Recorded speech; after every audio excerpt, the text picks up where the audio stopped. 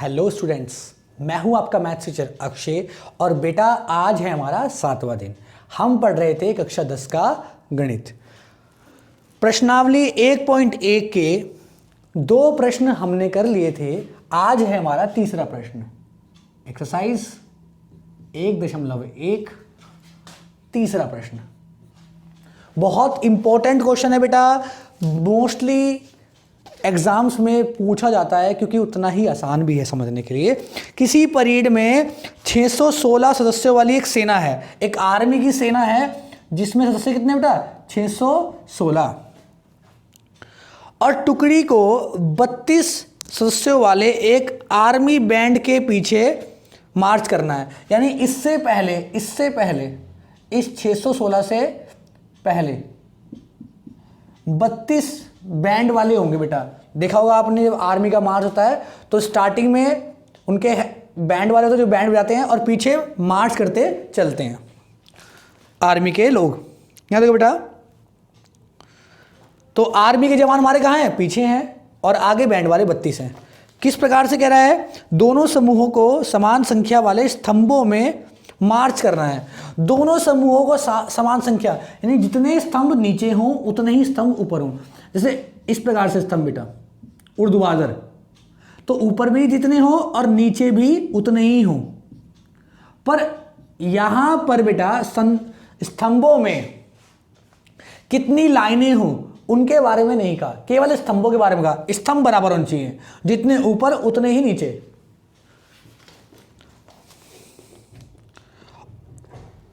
उन स्तंभों की अधिकतम संख्या है जिसमें वे मार्च कर सकते हैं, और स्तंभों की संख्या अधिकतम। पहले प्रश्न को समझेंगे बेटा। जो स्तंभ है हमारे, स्तंभ है ना, हाँ ठीक है, स्तंभ जो हमारे स्तंभ है वो अधिकतम है। अधिकतम मतलब मैक्सिमम। समझेंगे बेटा हर बात को। मैं अधिकतम को इंग्लिश में क्यों बोल रहा हूं, अधिकतम दोनों में अधिकतम दोनों में अधिकतम है। अधिकतम को बोलते हैं मैक्सिमम, और मैक्सिमम को शॉर्ट फॉर्म में एम, शॉर्ट बोलते हैं एम। और दोनों में आएंगे बेटा वो, अगर मैंने मान लिया कि x इसमें है तो x ही इसमें होंगे। x स्तंभ अगर पहले में है तो x ही उसमें होंगे, यानी दोनों में कॉमन भी है, c समान भी है, दोनों में समान भी है। समान मतलब क्या होगा बेटा, कॉमन, यानी c। और बेटा कभी भी आप आर्मी में ऐसा नहीं देखोगे कि कोई एक, समझेंगे ध्यान से, कोई भी एक सैनिक अलग चल रहा है। अगर पहली रो में, ठीक है ना, अगर पहली लाइन में 3 सैनिक हैं या 4 सैनिक हैं तो दूसरी लाइन में भी 4 सैनिक ही होंगे, और तीसरी लाइन में 4 सैनिक होंगे। ऐसा कभी नहीं होगा तीसरी लाइन में एक सैनिक जा रहा है। स्तंभों के साथ ऊर्ध्वाधर रेखाओं के साथ साथ क्षैतिज रेखाएं भी बराबर होंगी, ये बात ध्यान रखेंगे। कॉलम्स के साथ साथ रोज भी इक्वल होंगी, ये हम जानते हैं। इसका मतलब क्या है, अगर पूरे में विभाजित करना है तो हमें पूरी तरह से वो संख्याएं लेनी पड़ेंगी जो पूरी तरह विभाजित हो सके। और पूरी तरह विभाजित होने का मतलब क्या होता है बेटा, फैक्टर होना। क्या होना, फैक्टर होना, यानी गुणनखंड होना। यानी जो स्तंभ और क्षैतिज रेखाएं, ऊर्ध्वाधर रेखाएं स्तंभ और क्षैतिज रेखाएं दोनों आपस में गुणनखंड भी होने चाहिए, ये हम जानते हैं। गुणनखंड मतलब क्या होगा बेटा, फैक्टर। यहां तक समझ में आया या नहीं आया। अब मैक्सिमम को हाईएस्ट भी बोलते हैं, यानी h सबसे बड़ा। अब इससे मैं क्या समझाना चाह रहा हूं, ये कॉमन सेंस दिख रहा है, HCF। इतना सब बच्चों ने रट लिया होगा कि दोनों संख्याओं का HCF निकाल दो, में से निकाल दो और आंसर। पर इस बात को हम समझेंगे दोबारा फिर से। बेटा दोनों में समान होंगी और दोनों से पूरी तरह कटेंगी भी, विभाजित भी होंगी, क्योंकि कोई भी एक सैनिक अलग से नहीं आएगा। कोई भी एक सैनिक ऐसा नहीं होगा जो अलग से मार्च कर रहा होगा। जितने यहां होंगे उतने यहां होंगे। इसको आप ऐसे भी समझ सकते हो कि आपने आयत का क्षेत्रफल पढ़ा होगा। अगर इसको मैं लंबाई मान लूं, उसको चौड़ाई मान लूं, तो लंबाई को चौड़ाई, ये अलग से कोई पद नहीं आएगा। पूरी चौड़ाई आएगी, पूरी लंबाई आएगी, और लंबाई गुणा चौड़ाई का मतलब गुणनखंड आपस में गुणा के रूप में है। जिस बच्चे का दिमाग नहीं चल पा रहा है वो ऐसे समझ सकते हो, समझ सकते हैं कि लंबाई गुणा चौड़ाई गुणनखंड के रूप में आएंगे, यानी जो क्षैतिज रेखाएं हैं और ऊर्ध्वाधर रेखाएं हैं गुणनखंड के रूप में आएंगी, और अधिकतम से भाग देना है, अधिकतम से भाग, और अधिकतम से भाग देने को ही HCF बोलते हैं बेटा। तो यानी दोनों संख्याओं का सिंपल HCF निकाल दो और उत्तर। जिस बच्चे को इतना समझ में आया बहुत अच्छी बात है, जिसको नहीं आया बेटा सिंपल वो याद कर लेना कि जब भी हमारी समान स्तंभ हो और समान रेखाएं हो, समान स्तंभ हो और समान रेखाएं हो, तो हमेशा वहां HCF निकालना होता है। महत्तम के लिए, अधिकतम के लिए HCF और सबसे कम के लिए LCM। अब यहां क्या है, अधिकतम है, तो लिखेंगे बेटा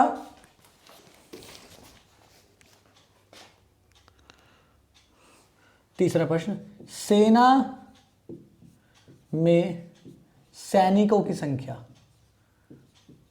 सैनिकों की संख्या, सेना में पीछे चल रहे हैं, ऐसे सोचते हैं सेना में बैंड के पीछे है ना, सेना में बैंड के पीछे चल रहे सैनिकों की संख्या, ठीक है बेटा, सैनिकों की संख्या बराबर कितनी है बेटा, 616 है।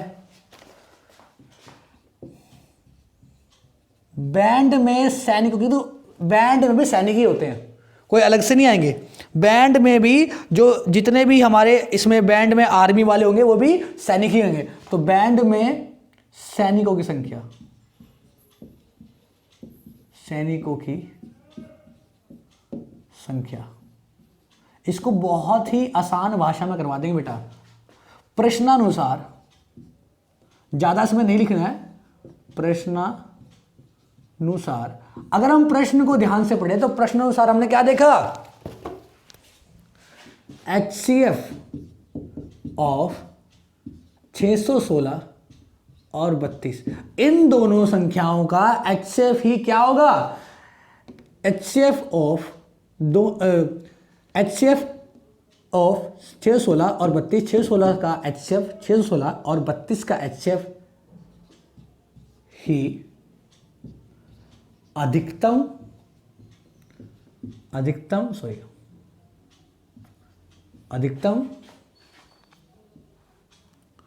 स्तंभों की संख्या होगा।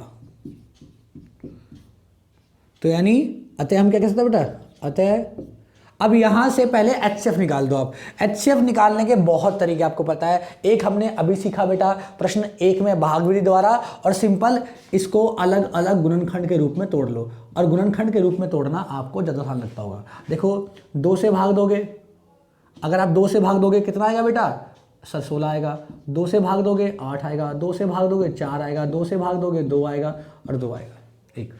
ऐसे ही 616 को भी तोड़ दो, 2 से भाग दोगे 308 आएगा बेटा, 2 से भाग दोगे बेटा 154 आएगा, 2 से भाग दोगे बेटा 77 आएगा, 7 से भाग दोगे 11 आएगा। और ये आपने पहले सीख चुके हैं, इसमें हमें टाइम वेस्ट नहीं करना है बिल्कुल भी। अब देखो समान संख्या कितनी है, 3 बार 2 यहाँ आ रहा है, 3 बार 2 यहाँ आ रहा है, इसके अलावा कुछ भी समान नहीं है। तो यानी HCF कितना आ जाएगा बेटा, सर HCF आ जाएगा 2 गुणा 2 गुणा 2, यानी कि 2 दूनी 4, 4 गुणा 2 अर्थात 8।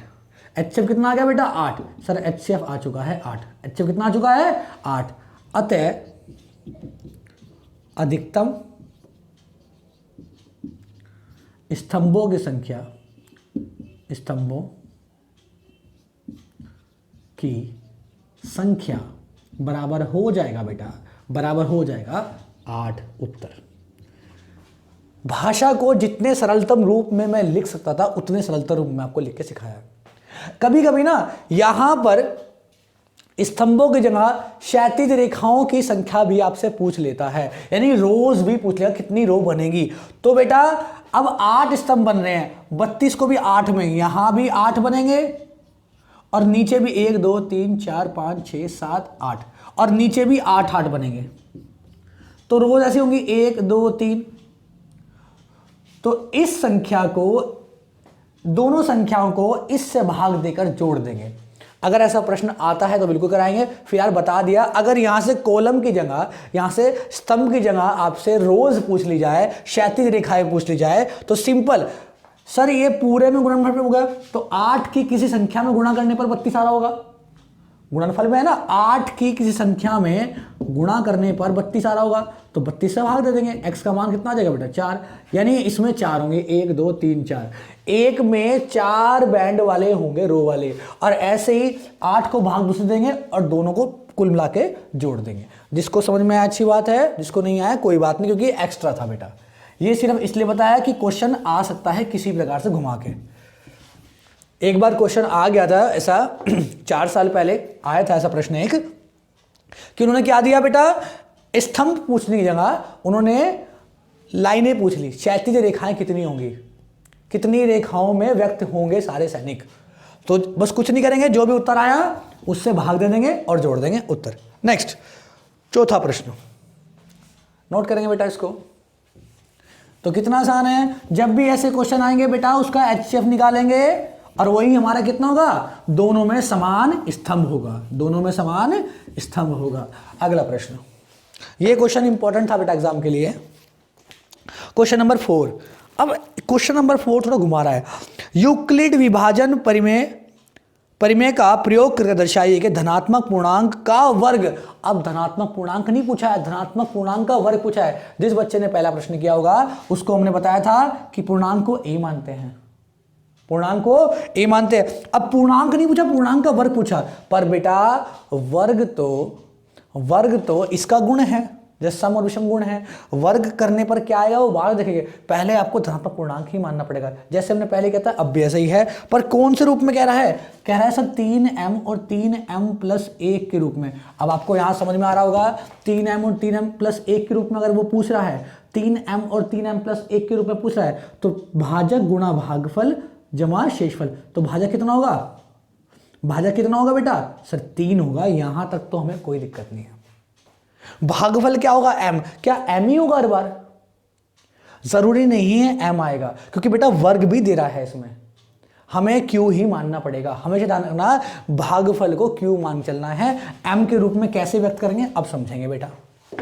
तो माना, जैसे पहले माना था आपने पहले प्रश्न में, यहां भी सेम माना किसी धनात्मक पूर्णांक, धनात्मक, अब बच्चे कह रहे हो सर धनात्मक और ऋणात्मक भी तो गुण ही है उसका, तो धनात्मक को क्यों मान रहे हो बेटा। बेटा संख्याएं आपको धनात्मक में ही पढ़नी है, 9वीं और 10वीं में अधिकतम संख्याएं आपके धनात्मक में ही आएंगी, इसलिए हम धनात्मक को मान सकते हैं सीधा। अभी तक आपने जितना कुछ पढ़ा है वो धनात्मक का ही है, धनात्मक पूर्णांक, अन्यथा क्वेश्चन बहुत बड़ा बैठ जाएगा।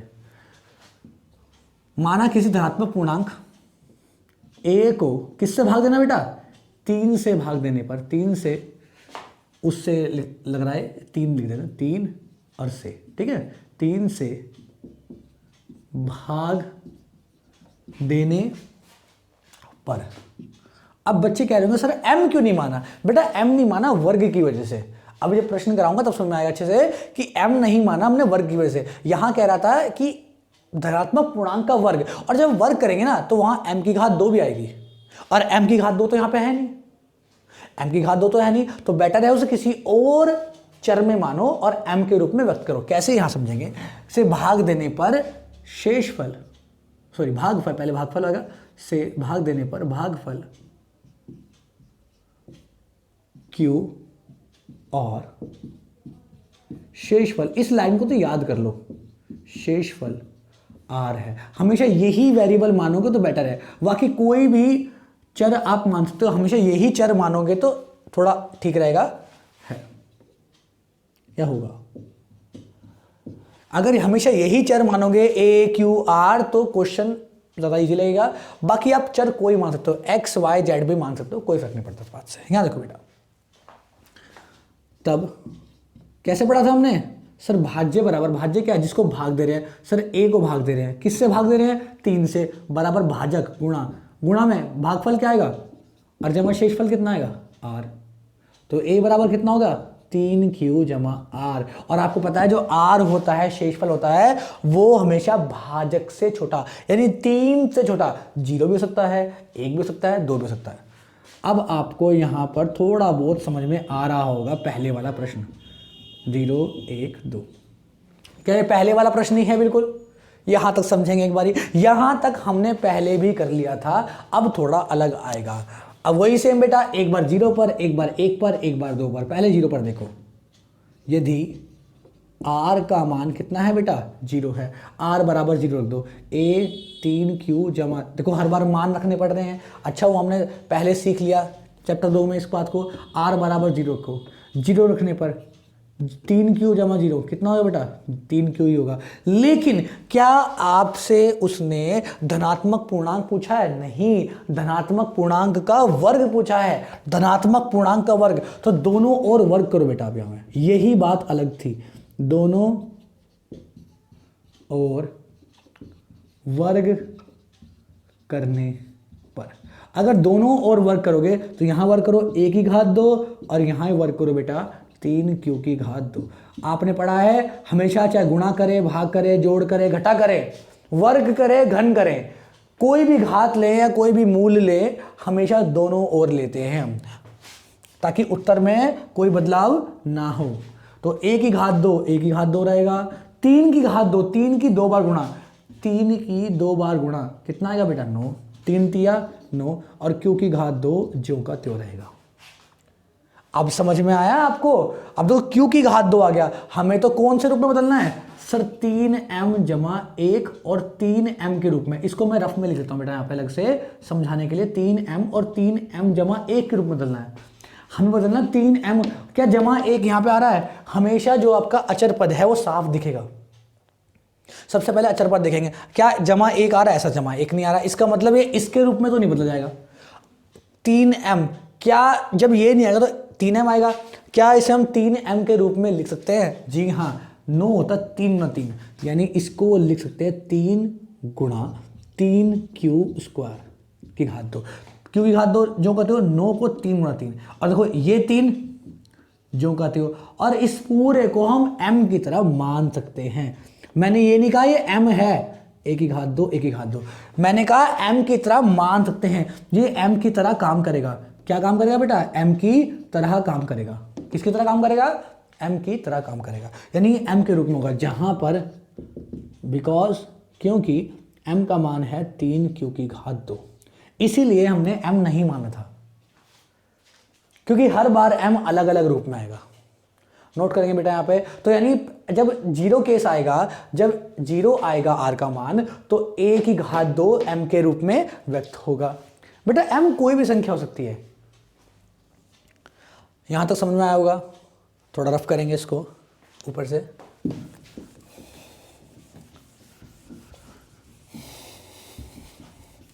अब हमने सर 0 का केस तो पढ़ लिया, तो यदि r का मान कितना मान लेंगे? 1। r का मान 1 होगा तो a बराबर कितना होगा सर? 3q जमा 1। यहां तक तो कोई समस्या नहीं होगी, बस r की जगह 1 रख देंगे, r की जगह 1, बाकी जो करते हो। अब समझेंगे यहाँ ध्यान से, r की जगह 1 आ गया बेटा, हमें क्या धनात्मक पूर्णांक चाहिए था? नहीं सर, धनात्मक पूर्णांक का वर्ग चाहिए। तो दोनों और क्या कर देंगे बेटा? दोनों और वर्ग करने पर, वर्ग करने पर या वर्ग लेने पर एक ही बात है बेटा, हम वर्ग करने पर लिख रहे हैं।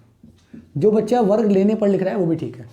वर्ग करो यहां भी सर a की घात 2 बाएं पक्ष में, और यहां दाएं पक्ष में भी करो बेटा 3q जमा a की घात 2।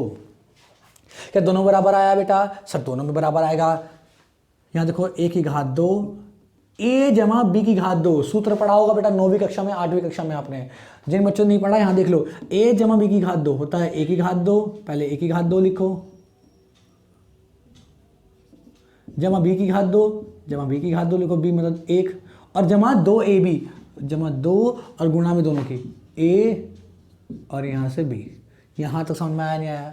यानी कि 3 की घात 2 आ जाएगा बेटा 9 q की घात 2, जमा क्यू की घात 2, जो कहते हो 3 की घात 2, 3 तिया 9, 3 तिया 9, 1 की घात 2 1 रहेगा, जमा 2 तिया 6 और क्यू गुणा 1 क्यू रहेगा बेटा। यहां तक समझ में आया होगा। अभी हमारा बेटा 3m आ चुका, थोड़ा सा रफ करते हैं नीचे से, थोड़ा सा ज़्यादा रफ नहीं करना है, बस इतना ही होता है ताकि दूसरा भी समझ में आए आपको। अब देखो क्या बताया था मैंने आपको, बताया गया था अगर कहीं भी अचर पद 1 दिखे तो अचर पद 1 डायरेक्ट दिख रहा है। क्या 1 कहीं दिख रहा है? सर ये रहा 1। क्या 1 दिख पा रहा है आपको? सर ये रहा 1 दिख पा रहा है। तो अगर 1 दिख पा रहा है, इस 1 को कर दो पहले अलग, बचा क्या? 9 क्यू की घात 2, हमेशा अचर पद पहले हम अलग कर देंगे, और ये जमा 6 क्यू। यहाँ तक समझ में आया या नहीं आया? यहाँ तक समझ में आया या नहीं आया? या तो बेटा पूरे में 3 कॉमन आ जाएगा, पूरे में 3 कॉमन। अगर पूरे में 3 कॉमन नहीं आ रहा तो पक्का है 1 अलग दिख जाएगा आपको। अब ये 1 तो अलग है और जो बाकी बचा वो 3m है। अगर इस पूरे को 3m बनाना है तो गुणनखंड करने हैं इसके, 3 गुणा कोई भी संख्या। तो इन दोनों में अगर 3 कॉमन लेंगे, सारा लेना, बस 3 कॉमन लेना है।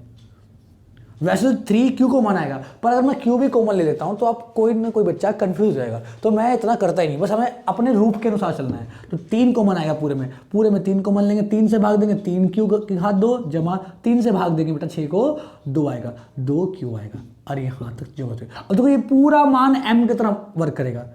ये इस पूरे को मान सकते हैं m और जमा 1, m बराबर क्या होगा?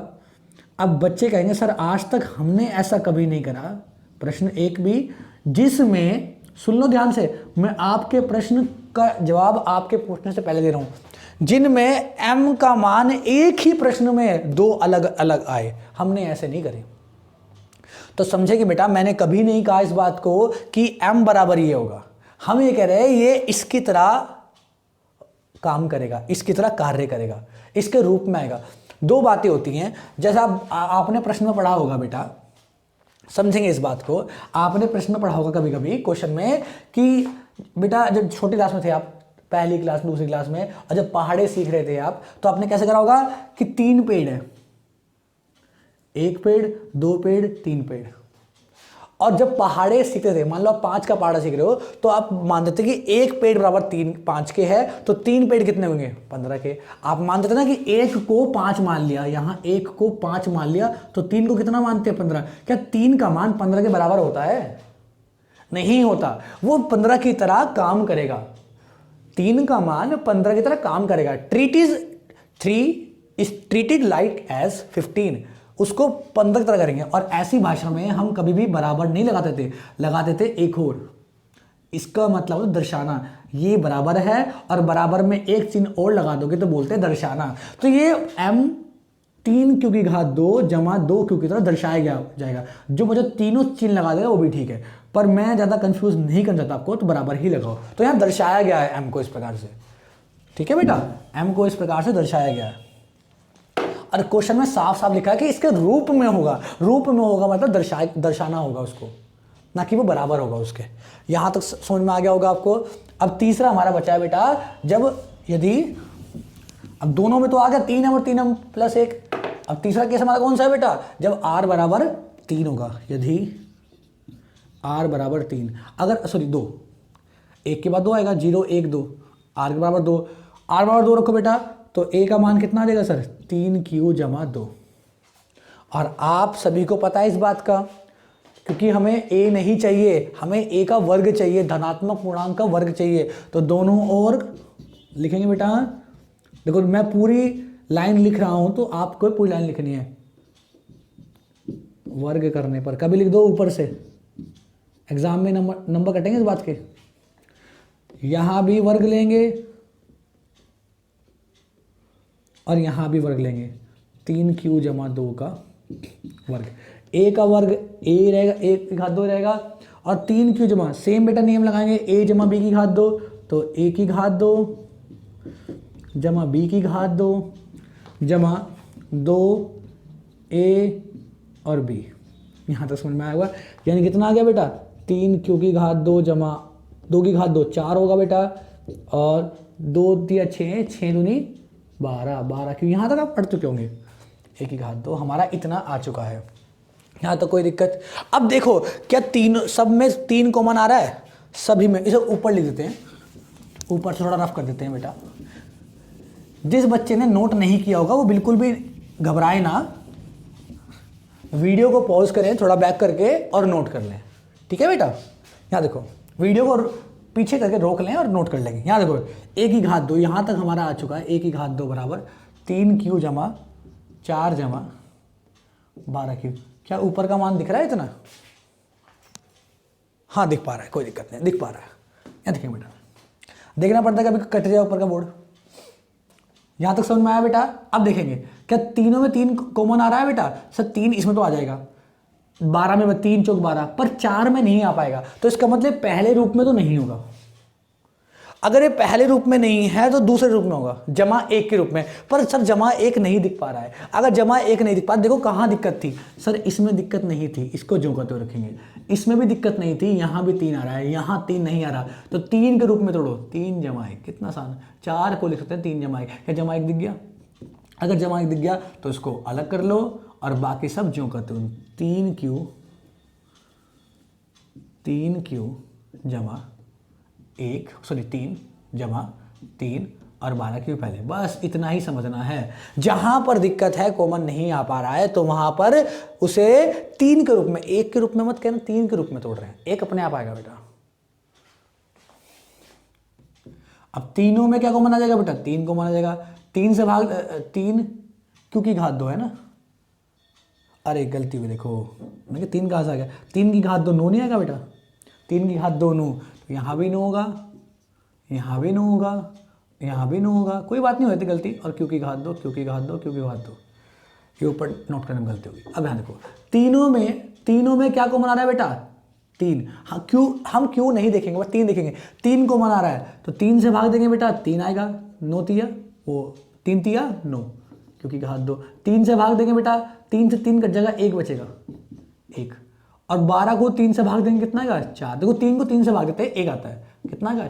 4q और जमा 1 जो करते हो। अब यहाँ m का मान पूरा बनेगा, तो यानी ये बराबर बनेगा 3m जमा 1। तो 1 की घात 2 किसके रूप में आएगा? 3m जमा 1। और यहाँ m का मान कितना है? यहाँ m का मान 3q की घात 2 जमा 1 जमा 4q के जैसा होगा।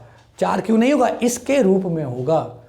तो हर बार 3m प्लस 1, और नीचे भी हमारा, इससे पहले भी हमारा 3m प्लस 1 आया, तो पहले में आया 3m, दूसरे में आया बेटा 3m प्लस 1, और तीसरे में 3m प्लस 1। क्या इसके अलावा कोई हमारा उत्तर आया? नहीं आया। तो यानी कि जितने भी गुणांक होंगे, वर्ग होंगे, वो इनके रूप में होंगे, वो इनके रूप में होंगे। अतः लिख देंगे अपनी लाइन बेटा लास्ट में, अतः किसी धनात्मक पूर्णांक का वर्ग 3m और 3m जमा 1 के रूप में होता है। यहां तक समझ में आपको आ गया होगा। नोट करेंगे बेटा, नोट करेंगे बेटा। थोड़े से प्रश्न अजीब लग रहे होंगे, इसी वजह से ये पहली जो अध्याय है, एक्सरसाइज पहली 1.1 है, आपकी प्रश्नावली 1.1 है, इसको हमने पहले नहीं कराया था, ताकि आप क्वेश्चन देख के घबरा ना जाओ, जबकि ये है कुछ नहीं, बड़ा आसान है। अगर 1-2 बार प्रैक्टिस करोगे तो ये आराम से हो जाएंगे। ठीक है बेटा। अब अगला करेंगे, 5वां भी ऐसे ही है, 5 थोड़ा और बढ़ा गया। और चौथा और 5वां प्रश्न अधिकतर एग्जाम्स में नहीं आता कौन सा प्रश्न है इसमें? दूसरा और तीसरा। अगर 1 नंबर का प्रश्न आएगा तो पहला, अन्यथा दूसरा और तीसरा प्रश्न ही पूछा जाता है, पर हम सारे ही कराएंगे। और ऐसा हो सकता है आपके विद्यालयों में कटवाई दी हो पूरी, पर हम यहां कुछ भी नहीं कटवाएंगे, सब करवाएंगे बेटा। अगला प्रश्न, प्रश्नावली है बेटा हमारी 1.1, है ना। और 5वां प्रश्न, 5वें प्रश्न में क्या लिखा गया है? यूक्लिड विभाजन परिमेयिका का प्रयोग करके यूक्लिड विभाजन परिमेयिका का प्रयोग करके दर्शाइए कि किसी धनात्मक पूर्णांक का घन 9m 9m प्लस 1 और 9m प्लस 8 कितना है बेटा 9m है 9m प्लस 1 है और 9m प्लस 8 है घन। अब घन की बात कर रहा है कि a का घन का मतलब होता है a की घात 3 किसी धनात्मक पूर्णांक का घन मतलब घात 3। अब यहां तो दिक्कत हो जाएगी सर क्या हम 9 से भाग देंगे क्या हम 9 से भाग देंगे इस बार। अब 9 से भाग देंगे तो 9 ही केस बन जाएंगे तो प्रश्न बहुत बड़ा बैठ जाएगा। 9 से भाग नहीं देंगे बेटा क्योंकि 9 एक अभाज्य संख्या नहीं है। 9 दो रूप में तोड़ सकते हैं 9 को तोड़ सकते हैं 3 गुणा 3 में और आपको पता है घन में 3 बार आते हैं तो 3 आएंगे 3 बार तो हर बार 9 तो एटलीस्ट आएगा ही आएगा कम से कम 9 तो आएगा ही आएगा। तो बस यहाँ याद रखना है जब घन का केस आए तो हम उसकी अभाज्य संख्या भी ले सकते हैं उसके गुणनखंड की अभाज्य संख्या 9 आएगा 3 गुणा 3 तो हम 3 से भाग देके भी इसको कर सकते हैं। देखते हैं करके होता है नहीं होता है समझेंगे इस बात को बेटा। जिसको यहाँ समझ में आया अच्छी बात है अन्यथा वो याद ही रख ले कि जब घन का केस आएगा तो उसके गुणनफल को कर दो तो जो भी हमारा मान है उसका गुणनखंड कर दो और गुणनखंड के अभाज्य संख्या को लेना है। तो क्या मानेंगे बेटा सेम वही जैसे हमने पहले माना था यदि नहीं माना हो ना माना किसी धनात्मक तो हिंदी धनात्मक पूर्णांक ए को किससे भाग दिया बेटा 3 से भाग देने पर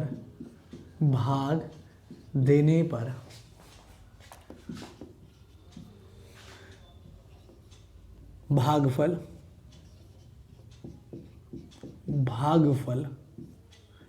कितना मानते हैं बेटा मुझे क्यू भागफल क्यू तथा या और तथा वह एक ही बात है और शेषफल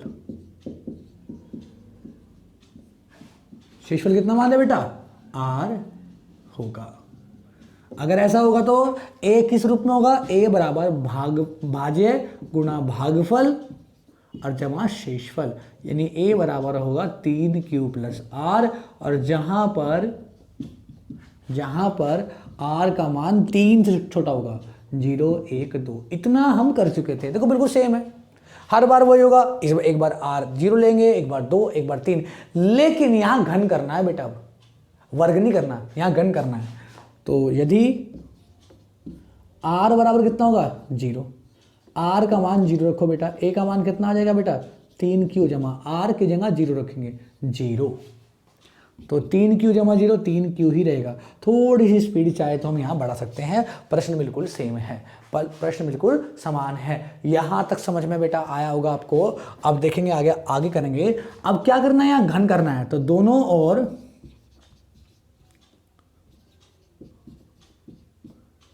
घन लेने पर जो बच्चे घन याद नहीं रख सकते वो सिंपल घात 3 भी लिख सकते हैं। घन लेने पर घन लो बेटा यहाँ भी घात 3 हो जाएगा और यहाँ भी घात 3 हो जाएगा। एक की घात 3 जो का त्यों रहेगा बेटा 3 की घात 3 का मतलब 3 की 3 बार गुणा 3 तिया 9 और 9 तिया 27 तो यानी 27 क्यों की घात 3। क्या हमें इस रूप में व्यक्त करना है लिखा था प्रश्न में 3m प्लस 1 और 9m प्लस 1 और 9m प्लस 8 प्लस 1 और प्लस 8 तो नहीं आ रहा तो इसका कौन से रूप में होगा ये 9 के रूप में और 9 के रूप में अभी देखा 9 तिया 27 तो इसको लिख सकते हैं 9 गुणा 3 क्यू की घात 3 यानी 3 की घात 3 क्या होगा बेटा m की तरह होगा। तो यहाँ ब्रैकेट में इसका मान लिख लेंगे m कितना होगा बेटा क्योंकि m होगा 3 क्योंकि घात 3।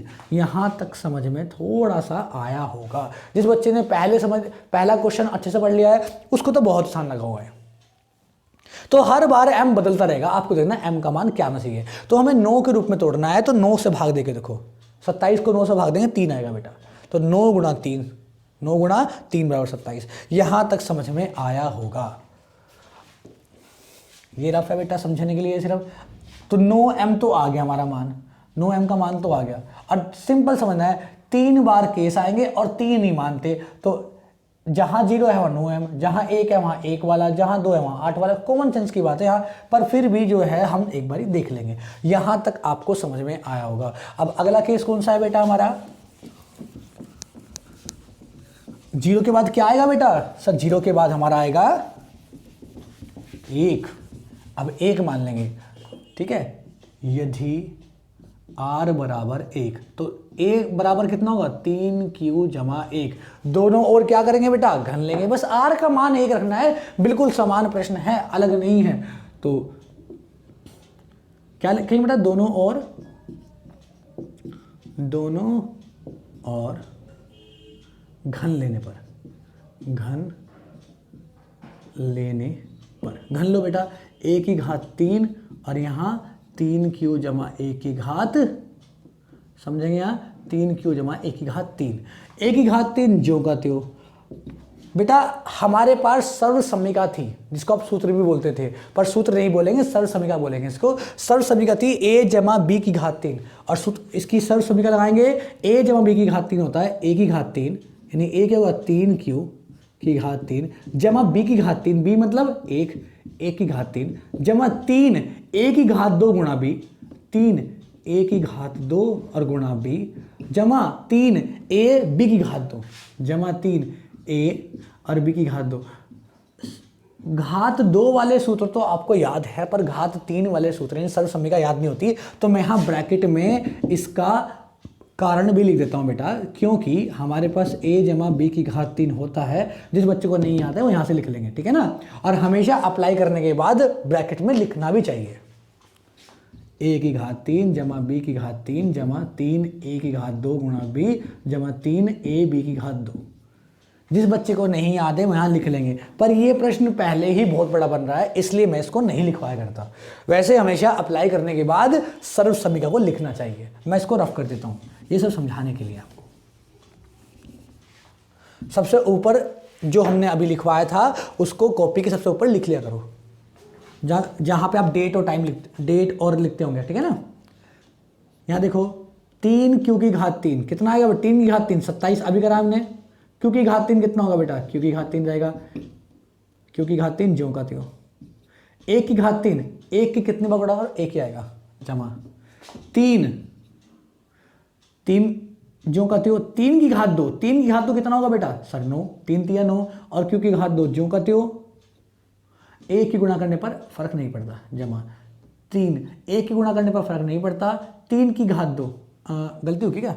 अरे बेटा यहाँ घात 2 आएगा, ठीक है ना। एक ही बात है, चाहे 3 a की घात 2 गुणा b और 3 a b की घात 2।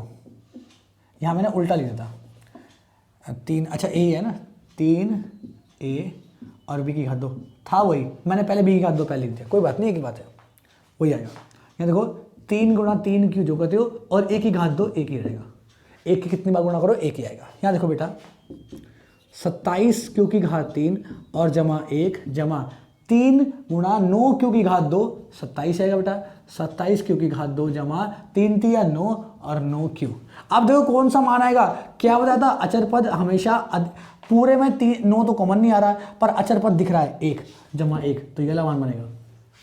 तो जमा 1 को अलग से लिख लेंगे, जमा 1 को पहले अलग ले लेंगे, इन सब में से जमा 1 अलग कर दो बेटा, बस जमा 1 अलग कर दो और बाकी सब जो करती हो। 27 क्यू की घात 3 क्यू की घात 3 रहेगा, जमा 27 क्यू की घात 2 जो करते हो रहेगा बेटा, और जमा 9 क्यू भी जो करते हो रहेगा। बस इस प्लस 1 को हमने अलग से यहां पर लिख लिया। अगर कुछ बच्चों को ये प्रश्न थोड़े से कठिन लग रहे हैं तो बेटा बिल्कुल दिक्कत नहीं लेंगे, 1-2 बार प्रैक्टिस करेंगे तो हो जाएगा आपको, ठीक है ना, समझ में आ जाएगा। पर घबराएंगे नहीं, घबराना सोल्यूशन नहीं है। अगर स्कूल में कटवाई दी है तो छोड़ सकते हो, जैसा आपको ठीक लगे, पर मेरे मायने में कभी भी कोई प्रश्न छोड़ना उसका हल नहीं है। जो आज प्रश्न आया है वो कल भी आएगा, एनसीईआरटी में अगर कोई क्वेश्चन है तो वो किसी ना किसी वजह से होगा। इन सब में नो कॉमन, नो के रूप में तोड़ना है बेटा, नो कॉमन लेंगे, क्यू और वगैरह नहीं देखेंगे, सिर्फ नो देखेंगे। नो कॉमन लेंगे तो 27 को 9 से भाग देंगे 3 आएगा बेटा, और क्यू की घात 3 जो कहते हो। 27 को 3 से भाग देंगे बेटा 3 आएगा, 27 को 9 से भाग देंगे बेटा 3 आएगा, क्यू की घात 2 जो कहते हो। 9 को 9 से भाग देंगे 1 आएगा, क्यों जो कहते हो। 1 हम लिखते हैं गुणा में, और जमा 1, और ये पूरा ही m होगा, यानी 9m जमा 1। और जहां m का मान कितना होगा बेटा बताओ, जहां पर m का मान कितना होगा सर, जहां पर m का मान m बराबर होगा 3q की घात 2 जमा 3q q की घात 3, 3q की घात 3 जमा 2, 3 की घात 2 जमा q, ये होगा m का मान घात 2 जो कहते हो। यहां तक समझ में आया होगा, यानी 9m भी आ गया, 9m भी आ गया, 9m जमा 1 भी आ गया। तो जब r बराबर 2 रखेंगे तो पक्का 9m जमा 8 आएगा, पक्का 9m जमा 8 आएगा। रख के देखेंगे, यहां तक समझ में आया होगा नहीं होगा बेटा। अब आया, इसमें थोड़ा चेंज कर दूं मैं, क्योंकि वीडियो बहुत बड़ी बन गई है। यहीं पे ही अगर r बराबर 2, अब चलो पूरा लिख देते हैं, नहीं तो बच्चे इसमें ही चेंज करते रहेंगे और कंफ्यूज हो जाएंगे। अब तीसरा केस, क्या सर इतना ही बड़ा प्रश्न है बेटा, ये इतना ही बड़ा करना पड़ेगा, इससे आसान तरीका इसका नहीं है। ये प्रश्न अपने आप में इतना ही बड़ा है, ठीक है ना, ये प्रश्न अपने आप में इतना ही बड़ा है। तो r बराबर कितना है, यदि r बराबर 2, r बराबर 2 होगा तो a बराबर क्या आ जाएगा बेटा 3q जमा 2, और दोनों ओर घन लेने पर बिल्कुल सेम प्रश्न है, थोड़ा स्पीड से कर लेंगे। a की घात 3 जमा 3q जमा 2 की घात 3, a की घात 3 तो जो कहते हो रहेगा बेटा। यहां देखो सूत्र लगा दो सीधा, सरल समीकरण को सीधा अप्लाई कर दो, a जमा b की घात 3, a की घात 3 जमा b की घात 3 और जमा 3 a की घात 2, पहले की घात 2 गुणा b, और जमा 3, अब पहला जो कहते हो और दूसरे की घात 2, ठीक है बेटा। यहां देखेंगे 3q की घात 2, 3 की घात 3, 3q की घात 3, 3 की घात 3 27 होगा, q की घात 3 जो कहते हो रहेगा बेटा, जमा 2 की घात 3, 2 की घात 3 मतलब 8, 2 के 3 बार गुणा, 2 दूनी 4 और 4 दूनी 8, जमा 3 जो कहते हो बेटा, 3 की घात 2 यानी 9, और 2 की घात 2 यानी बेटा q की घात 2 यानी 2, और q की घात 2 जो कहते हो, और 2 जो कहते हो, जमा 3 गुणा 3q जो कहते हो, और घात 2, 2 की घात 2 मतलब 4। थोड़ी सी स्पीड बढ़ाई है बेटा, थोड़ी सी स्पीड बढ़ाई है। देखो जमा 8 जो कहते हो पता है ना, तो जमा 8 को अलग कर लो, 27q की घात 3, जो हमें सिद्ध करना है वो दिमाग में रखा करो। अब देखो 8 तो हमने अलग कर लिया, 9 तिया 27 और 27 दूनी 54, 54 2 की घात q की घात 2, 3 तिया 9 और 9 चौक 3 तिया 9 और 9 चौक 32 36, सॉरी 9 चौक 36, 3 तिया 9 और 9 चौक 36, 36 q की घात q बस, और जमा 8 जो कहते हो। जमा 8 में देखे नहीं, इन सब में क्या कॉमन लेना है, मैं 9 कॉमन लेना था, 9 से कॉमन लो, 27 को 9 से भाग देंगे 3 आएगा, 3 q की घात 3 जमा 54 को 9 से भाग देंगे 6 आएगा बेटा, 6 q की घात 2, 36 को 9 से भाग देंगे बेटा कितना आएगा 4q जमा 8। और जिस बच्चे को ये समझ में नहीं आ रहा कि हमें कैसे कर पा रहे हैं इतना, कि कैसे भाग दे रहे हैं, कैसे कॉमन ले रहे हैं, तो बेटा एक बार पहले प्रश्न अध्याय 2 पढ़ लो। इसलिए मैंने अध्याय 2 की क्लास पहले लगाई थी, और कक्षा 9 की क्लासेस में शायद दिन 6वां या 7वां होगा या 8वां, 6, 7, 8 में से एक दिन है जिस दिन हमने गुणनखंड करने सिखाए थे। उस पूरी एक क्लास में गुणनखंड है, उसे एक बार देख लेना तो आपको और अच्छे समझ में आ जाएगा। पर ये वो बच्चे होंगे जिन्होंने पहले कुछ भी पढ़ाई नहीं करी गणित में, बस हो गए पास किसी तरह से। नो, इस पूरे को बेटा m मान सकते हैं क्योंकि कोरोना में अधिकतर बच्चे ऐसे पास हो गए। 9m जमा 8। पर जब आप गवर्नमेंट जॉब की तैयारी करने के लिए जाओगे और जब फार्म भरोगे आगे, तो वहाँ नहीं पूछेंगे आपने कोरोना पढ़ाई करी नहीं करी, आपको आता नहीं आता है, वहाँ को करना पड़ेगा। तो इसलिए पहले ही सीख लो बेटा m का मान कितना होगा। और वैसे हमने अध्याय 2 में, कक्षा 10 के अध्याय 2 में भी ये सिखाया है, और कुछ प्रश्न आपको वहाँ से मिल जाएंगे तो पूरा समझ में आ जाएगा। 3q की घात 3 जो चीज़ नहीं आती उसको अच्छे से कर लो। मैं सारा नहीं कहता 9वीं क्लास का पढ़ेंगे, हम सारा यहाँ पढ़ा रहे हैं बेटा, पर गुणनखंड आप जितने कर लोगे उतना बढ़िया है। और गुणनखंड के यहाँ प्रश्न थोड़े हमने करे थे, 6 प्रश्न तो यहाँ भी करे हमने, उसमें समझ में आ गया होगा।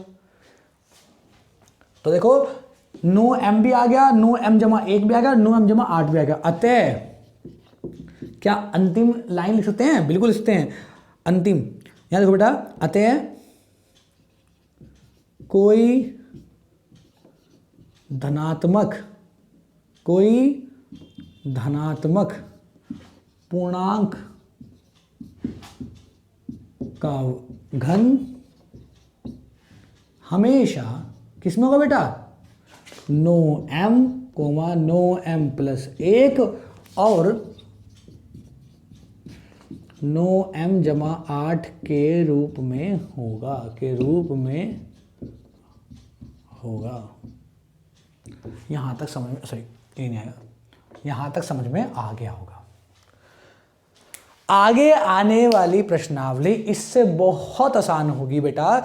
एनसीईआरटी में क्या होता है कि पैटर्न वाइज नहीं है आजकल, ठीक है ना, पर हमें तो प्रश्नावली 1.1 करनी थी हमें, और इसीलिए मैंने इसको करा दी है। चौथा 5वां प्रश्न इतना इंपॉर्टेंट नहीं है, पर आपको सारा करना है। बिल्कुल नहीं घबराएंगे। जिस बच्चे को थोड़ा कम समझ में आया दोबारा फिर देखेंगे। मैंने देखा है अधिकतर पिछले 8-9 सालों में मैंने एक बात देखी कि इन 2 प्रश्नों में बच्चों को दिक्कत होती है, तो बिल्कुल नहीं घबराएंगे, 1-2 बार और देखेंगे और समझ में आ जाएगा, पर छोड़ना कोई औचित्य नहीं है। ओके बेटा, आज के लिए